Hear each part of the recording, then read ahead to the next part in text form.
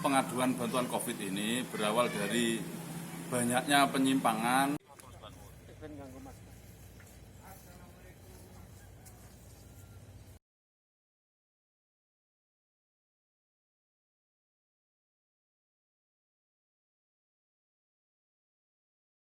Berbagai jenis bantuan selama masa pandemi COVID-19 terus digelontorkan oleh pemerintah, baik berupa program, paket sembako maupun berbentuk uang tunai.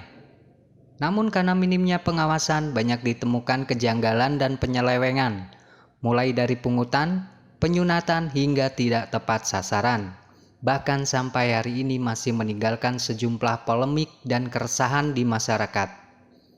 Menyikapi kejadian tersebut, Forum Jurnalis Televisi Bojonegoro atau FJTB memandang perlu adanya pengawasan dari berbagai elemen, sehingga bantuan yang bersumber dari uang rakyat tersebut bisa tersalurkan dengan tepat dan bisa dinikmati oleh rakyat. FJTB, organisasi pers yang anggotanya khusus wartawan televisi, lokal, regional, dan nasional ini selanjutnya bermaksud mendirikan posko pengaduan bantuan COVID-19.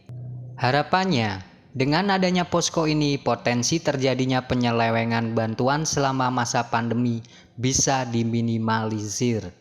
Berikut penjelasan Ketua FJTB sekaligus Koordinator Pengaduan Bantuan COVID-19, Bambang Yulianto. Jadi, posko pengaduan bantuan COVID ini berawal dari banyaknya penyimpangan dan penyelewengan yang terjadi pada tahap awal kemarin, sehingga kami dari teman-teman wartawan televisi ini berinisiatif untuk mendirikan posko pengaduan bantuan COVID itu. Tujuannya supaya nanti apabila ditemukan pelanggaran atau penyelewengan di masyarakat mau mengadu, mau melaporkan ini sehingga bisa diminimalisir terjadinya pelanggaran itu. Terkait dengan bantuan ini, menurut pandangan jenengan gimana, Mas? Bantuan ini sebenarnya bagus sekali. Cuman ya kalau mereka pelaku-pelaku ini berlindung atau berlindung di balik Perpu nomor 1 ini, harapannya mereka kan bisa selamat walaupun mereka sudah melakukan tanda kutip pembegalan atau perampokan hak rakyat ini, mereka harapannya bisa selamat karena berlindung di Perpu nomor 1 2020 itu.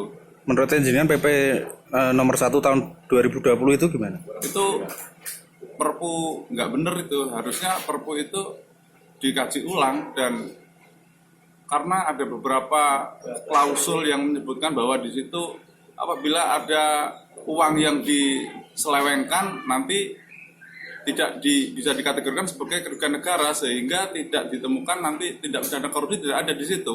Artinya tidak bisa diaudit. Nah, itu jelas dikatakan.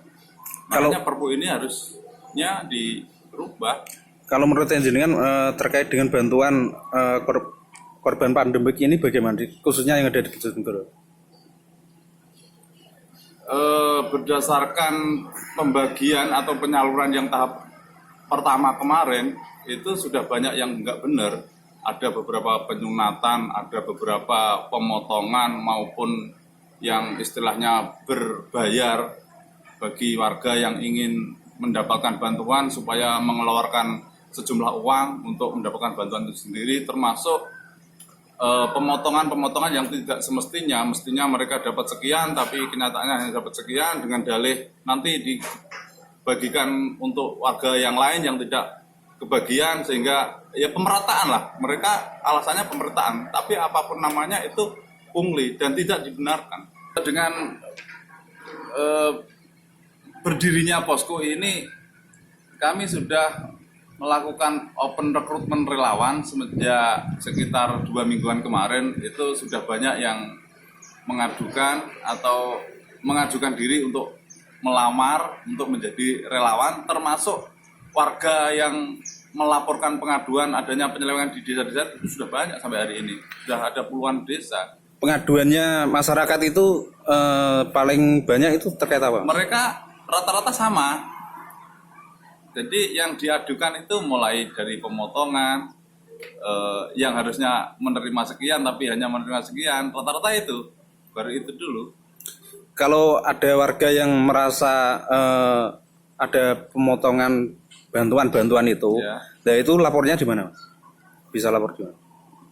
Ya sampai hari ini saya nggak tahu mereka lapornya kemana. Makanya ya program ini harusnya diiringi dengan ini. Kalau ada penggelontoran bantuan sekian-sekian, bantuan ini kan banyak jenisnya, ada BLT, ada BST dan seterusnya, dari pusat maupun provinsi, kabupaten dan desa sendiri kan mengeluarkan bantuan-bantuan itu. Nah ini tidak dibarengi dengan lembaga-lembaga pengawas gitu, yang kerjanya nanti mengawasi. Nah ini kan rawan terjadi gitu. Ya dengan berdirinya posko ini, kami berharap kepada warga yang menemukan adanya pelanggaran, penyelewengan di desa-desa mereka terkait bantuan COVID ini, jangan segan-segan lah, jangan khawatir, jangan takut untuk melapor ke posko kami, bisa melalui email maupun melalui hotline di WhatsApp, mulai seperti apa, ada orang yang harusnya menerima tapi tidak menerima, dan sebaliknya yang seharusnya tidak menerima justru diberikan bantuan. Nah ini kan apa-apaan.